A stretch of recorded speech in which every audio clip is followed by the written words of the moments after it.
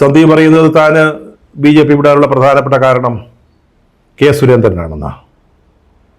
അദ്ദേഹം പറയുന്നത് ഒരു പാർട്ടിയിൽ നിൽക്കുമ്പോൾ ആ പാർട്ടി പ്രവർത്തകരിൽ നിന്നും നേതാക്കളിൽ നിന്നും കിട്ടേണ്ട സ്നേഹം, കരുതൽ അല്ലെങ്കിൽ ചേർത്ത് പിടിക്കലൊന്നും സുരേന്ദ്രൻ്റെ നേതൃത്വത്തിലുള്ള പാർട്ടിയിൽ നിന്നുണ്ടായില്ല എന്നാണ് പറയുന്നത്. പിന്നീട് അദ്ദേഹം അത് ദേശീയ രാഷ്ട്രീയവുമായിട്ട് ചേർത്ത് പറയുന്നുമുണ്ട്. അത് വളരെ പ്രധാനപ്പെട്ടതാണ്. അദ്ദേഹം പറയുന്നത് BJP എന്ന് പറയുന്ന പാർട്ടി വെറുപ്പും വിദ്വേഷവും ഉൽപ്പാദിപ്പിക്കുന്ന ഒരു ഫാക്ടറിയാണെന്നാണ്. അതിൽ നിന്ന് പുറത്തു കടക്കാൻ സാധിച്ചതാണ് എൻ്റെ സന്തോഷം. ഞാനിപ്പോൾ കോൺഗ്രസ് ഒരുക്കുന്ന സ്നേഹത്തിൻ്റെ കടയിലേക്ക് വന്നിരിക്കുകയാണ്. അദ്ദേഹം മറ്റൊരു കാര്യം കൂടെ പറയുന്നുണ്ട്. ഇന്ത്യ എന്ന് പറഞ്ഞാൽ കോൺഗ്രസ് ആണ്. ഇന്ത്യ എന്ന ആശയം കോൺഗ്രസിൻ്റെ ആശയമാണ്. ഇതുവരെ കോൺഗ്രസിൻ്റെ നേതാക്കൾ ആരും പറഞ്ഞിട്ടില്ലാത്ത വളരെ രസകരമായ ഒരു വാചകം അദ്ദേഹത്തിൽ നിന്ന് കേൾക്കാൻ കഴിഞ്ഞു. അദ്ദേഹം ഇങ്ങനെയാണ് പറഞ്ഞത്: ഇന്ത്യയിൽ ജനിക്കുന്ന ഓരോ കുഞ്ഞിൻ്റെയും DNA-യിൽ കോൺഗ്രസിൻ്റെ ആശയം ഉണ്ട് എന്ന്. അപ്പോൾ ആ ഒരു ദേശീയ രാഷ്ട്രീയവുമായി ബന്ധപ്പെട്ട അല്ലെങ്കിൽ പ്രത്യയശാസ്ത്രപരമായ ചില കാര്യങ്ങളും മുന്നോട്ട് വെച്ചുകൊണ്ടാണ് അദ്ദേഹം BJP-യോട് വിട പറയുന്നത്, കോൺഗ്രസിനെ ആശ്ലേഷിക്കുന്നത്. സന്ദീപിന്റെ വരവ് കോൺഗ്രസിന് ഈ തെരഞ്ഞെടുപ്പിൽ വലിയ നേട്ടങ്ങൾ ഉണ്ടാക്കുമെന്ന കാര്യത്തിൽ എനിക്ക് യാതൊരു സംശയവുമില്ല.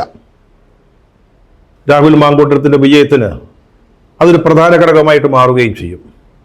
പക്ഷേ കോൺഗ്രസ് ഇക്കാര്യത്തിൽ ചില പ്രതിസന്ധികളെ നേരിടുന്നുണ്ട്.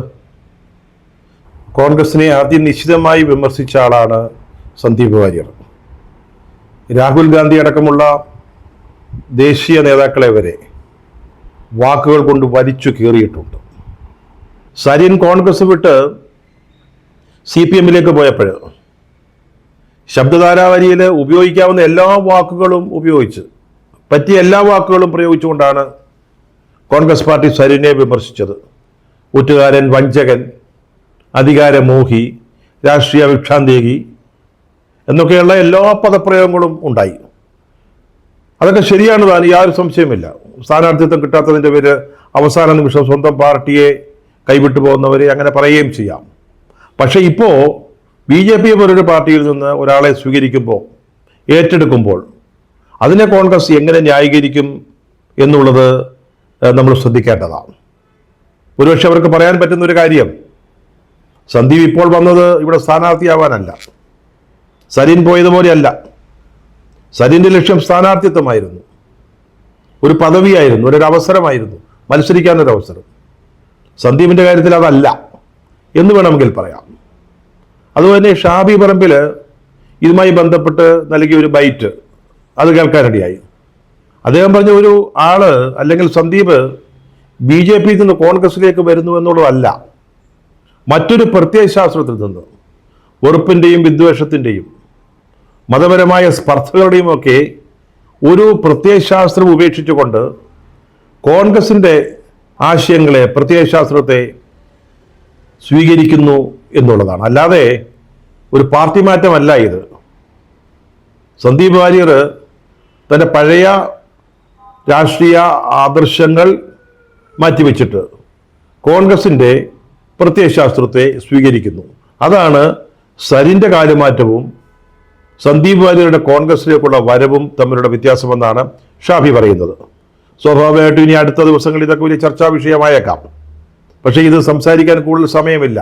വോട്ടിങ്ങിന് ഇനി 3 ദിവസമേ ഉള്ളൂ. അദ്ദേഹത്തിൻ്റെ കൂറുമാറ്റത്തെക്കുറിച്ച് ഏറെ ചർച്ച ചെയ്യാനൊന്നും സമയമില്ല.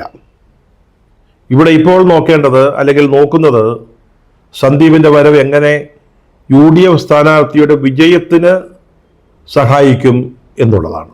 ഇതുകൊണ്ടൊക്കെ പാലക്കാട് ഉപതെരഞ്ഞെടുപ്പിൻ്റെ പ്രാധാന്യം, അതിൻ്റെ മാനങ്ങൾ വളരെ വലുതാവുകയാണ്.